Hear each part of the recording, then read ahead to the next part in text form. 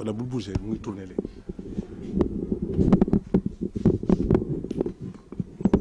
xoolal micro bi. asalaamaaleykum noo tudd yow. Seeku Sabali. waaw kuy Seeku Sabali. man maa Seeku Sabali. waaw ma ne kan mooy Seeku Sabali. opérateur économique. opérateur économique. waaye. waaw yaa ngi yëngu ci affaire gerte. yàgg naa ci yëngu ba tey maa ngi yëngu. waaw léegi nag wax ñu tuuti ci cosaan bi parce que yow ci kilifa yi nga xam ne rek ñoom ñoo daanaka su ma mën a ñoo indi gerte ci réew mi wax ci tuuti ci sa cosaan liggéey gerte gi. man daal yàgg naa liggéey ci affaire mbiru opérateur. parce que ñun Casamance fii parce que ñun mooy premier opérateur à Sonaguéré. jusqu'à maintenant maa ngi ci mbiru bi mais musuma déconné. loolu moo tax liggéey bi daal damaa ko fonk lool waaw. waaw yow béykat yi da ngay béy. damay béy toujours chaque année damay béy waaw. ñaata hectare ngay béy. damay def ay 5 hectares ay 6. waaw loolu laa béy. waaw alors ban façon gerte nga am fii ci Seko bi. lii gerte écrémé la. waaw. ren jënd nga gerte bu bari. jënd naa gerte bu bari na. jënd naa gerte bu bari. waaw léegi ñu bëgg nag nga defal ñu tuuti xayma bi lan nga jot jënd ci gerte ren. gerte daal li ma ci jënd ci gerte bari na. parce que Sonacore libéré na dallo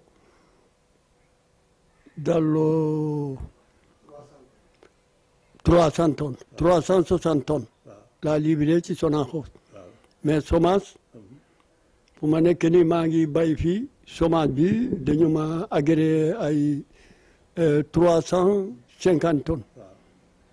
mais yow libéré nga déjà 360 tonnes ci Sonacos. 360 tonnes mais fu ma nekk nii. waaye ren bi si yow daal jënd bi da ngay jënd fay kaas. déet am na gerte bu ma noté de mais bariwul na bariwul mais fu ma nekk nii am naa daal tonnage bu nga xam ne fayuma ko mais bariwul noonu mais am naa tonnage bu nga xam ne kooku jënd naa ko ba pare mu ngi ci magasin ni ci suma magasin ni waaw. ñaata nga daan jënd kilo bi yow. kilo bi 210. 210 bu di nguur gi def quoi. man musuma ut ay moyen ci gannaaw li nguur bi def ut moyen déedéet musuma ko def bi ma ko def na waaw. alors léegi nag FENOPST mooy seen i n'est-ce pas mooy kuréel boo xam ne mu ngi leen ëmb yéen ñëpp. alors liggéey bi mu ngi dox ak yéen a ngi jàppalante bu baax FENOPST. wallahi am naa certifié itam. certifié bi na 20 tonnes la. kooku boolewuma ko gerte écrémé bi. boolewuma ko certifié bi waaw kooku mu ngi Kumbaxara waaw. kon jënd nga semence bu bari. jënd naa semence bu bari. fu ma nekk nii semence bi ba ma boole écrémé bi parce que 350 tonnes écrémé bi 20 tonnes la waaw mooy 380 tonnes 70 waaw. yow yan dëkk ngay servir ci diwaan Kolda bi. Kolda fi Dabo Sarekanta Kumbaxara Kambuwa Saare Yoba Jeega waaw. te ñoom ñëpp si yow la ñu jaay gerte. man la ñu jaay gerte. waaw mais ren na tere bi dafa jafe. dafa jafe ren. dafa jafe ñàkk xaalis. waaw am na nii fu ñu nekkee nii gerte bu nga xam ne jënduñu. léegi baana yi mooy jënd ay tuuti de def prix bu nga xam ne lu ñu bugga rek. waaw xam nga ku sonn nga ne ko jaay ma ci alal. dafa la wanteeri. waaw loolu mooy nekk fu ñu nekkee nii. léegi nag lan ngay ñaaxaate par exemple lan ngay wax baykat yi lan ngay wax nguur gi lan ngay wax seen kuréel gi FENOPST ñoom deni ñoom ñëpp loolu leen ñaax comme yow doyen nga mag nga fekk nga lu bëri waaw léegi daal li ma wax nguur bi no góor financé semence bi gerte bu des ñu jënd ko ci loxo béykat bi bu dul loolu béykat yi fu ñu nekk ni dañu bugg a génn ci affaire gerte bi dañu mer parce que am na ay baana yi nga xam ne ñëw jëndal leen seen gerte bi lu lu néew li nga xam ne bokkul a prix gerte bu gouvernement fisqué loolu daal le gouvernement bi góor fay ay notes yi jënd gerte bu det bi moo gën baax ci gouvernement bi moo gën baax ci population bi parce que fu ñu nekkee ni population bi dañu sonn ba xamatuñu fu ñu nekk da ngay gis nit ñu ngi wëndoole saret de ut fu mu jaay gerteem du am waaw waa Touba yi nag commencé na ñëw fii mais ça ne va pas lu ñu jaay lu ñu jëndee gerte bi baaxul ci béykat bi béykat bi dafay décourage ñu pekke semence bi ñu financé ko ba tey semence ñun région Kolda gis ñu dara. yow daal yaa góorgóorlu sa bopp daal jënd sa mbir. waaw man maa jënd gerte bu ma yoree nii waaw am naa 7 magasin dégg nga yi nga xam ne man maa góor de jënd ay mocce yi na damaa noté de gerte jaamur la fekke financé ñëwul damay dellu borom di waaw mu wanteer gerte waaw. kon taxawal noonu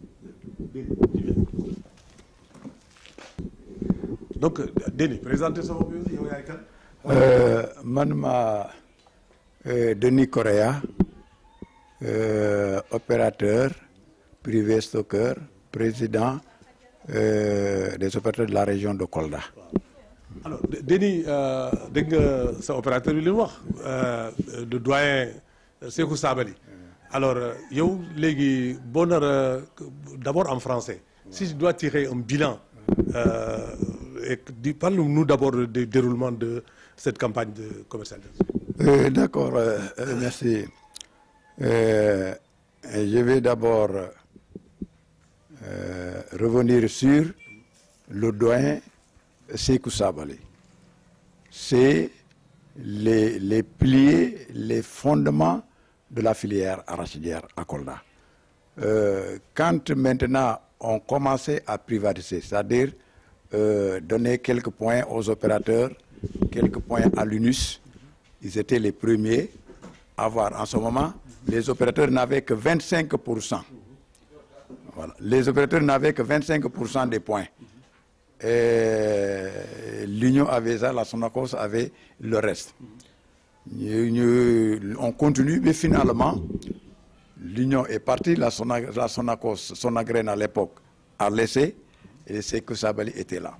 Donc, quand on a commencé aussi les semences, confier ça aux opérateurs, alors c'était aussi les premiers. C'était vraiment le plus grand producteur qui servait la région en semences. Sur le plan aussi de la commercialisation, c'était les gars qui avaient plus de points et qui n'attendent pas le financement de la banque. Parce qu'il a quelques moyens, il préfinance, il soutient les producteurs, les paysans. Alors donc, aujourd'hui, c'est ça. Actuellement, il a ses propres magasins qu'il a construits. 3. Il y a un magasin là où on est, il y a un magasin chez lui et un magasin à Sarekanta. Donc, parce que quand il veut produire des semences, il faut d'abord avoir un lieu de conservation. Donc voilà maintenant, l'homme Sékou, c'est lui aussi qui était le premier président des opérateurs.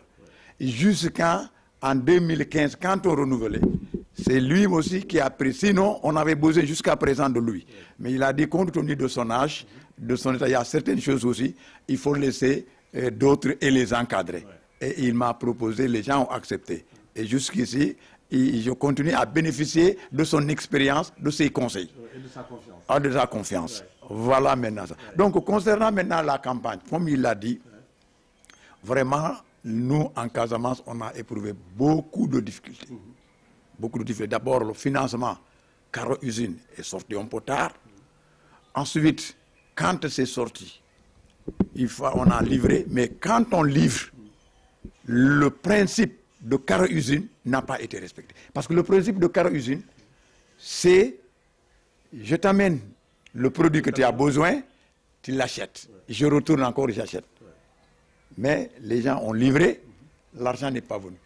Donc, ça pose problème. Pourquoi ça pose problème? Parce que l'argent qu'on apprête, il y a un taux d'intérêt un peu élevé. Si on ne multiplie pas, on ne fait pas beaucoup de rotation, tu ne peux pas t'en sortir parce qu'il y a les intérêts. De deux, quand le financement qu'on a donné cette année, c'est un financement symbolique. C'est-à-dire la CNCA te donne un pot d'argent. Tu dois rouler avec jusqu'en fin de campagne. Mais tu achètes un camion, 2 camions, 3 camions, tu livres. On ne te paye pas, c'est arrêté. Et c'est ce qui fait que... Jusqu'à présent, alors, les gens continuent à vendre par contre. Ah, voilà, c'est ce qui fait que jusqu'ici, il y a encore des pays, des producteurs qui ont encore des stocks. Parce que l'argent est beaucoup. Donc, comme il a dit, c'est pour appuyer ce qu'il venait de dire. L'appel que nous lançons, c'est que vraiment l'État et plus principalement le président de la République, qu'il nous aide, que la Sonacos paye la totalité des factures impayées. Il paye ça, ça permettra maintenant des gens d'acheter le reste, mais aussi des gens comme lui. Depuis qu'il a commencé, il n'a jamais eu à avoir un franc de bons impayés. Les paysans lui font confiance. C'est pour cela la plupart, quand ils ont vu qu'il n'y a pas de... Ils lui ont dit, prenez nos arachides, vous allez les livrer. Au lieu qu'on reste, parce qu'il y a les risques d'incendie, il y a les risques maintenant de gaspillage et tout ça, il y a le risque de bruissage. Il a livré aussi, c'est ce qu'il a dit, des stocks qu'il n'a pas encore payés. Mais ces gens-là, ils ne vivent que ça. Ça le gêne. Alors donc, si on paye, il va payer ces gens et maintenant acheter la production qui reste. L'autre volet, il a signalé ici, nous avons presque la totalité des opérateurs mis la main sur des stocks qu'on a collectés, qu'on a mis dans les magasins, mais qu'on n'a pas payé concernant les semences. Parce que nous attendons le financement des semences. Si on finance les semences, on va aller payer les gens pour pouvoir les mettre en place au niveau des points de vente. Alors donc, ça aussi c'est un appel. On nous aide pour qu'au moins c'est la CNCA. Je sais que qui diligente ça, parce qu'en Casamance, on a un problème. C'est-à-dire, voilà, dès le mois de mai, il faut dire que chaque jour tu attends, ça peut pleuvoir. Et il y a des zones, s'il y a une seule forte pluie, vous ne pouvez plus atteindre là-bas avec des gros porteurs. Alors donc voilà maintenant ce que... Donc Gio a bien aidé, on remercie beaucoup le président de la République, le chef d'État. D'abord, si on a des difficultés pour pouvoir acheter toute la production, c'est qu'il a mis les moyens pour qu'il y ait des semences en quantité suffisante, c'est qu'il a mis les moyens pour qu'il y ait des engrais. Dieu a aidé à la pluie, on a ça.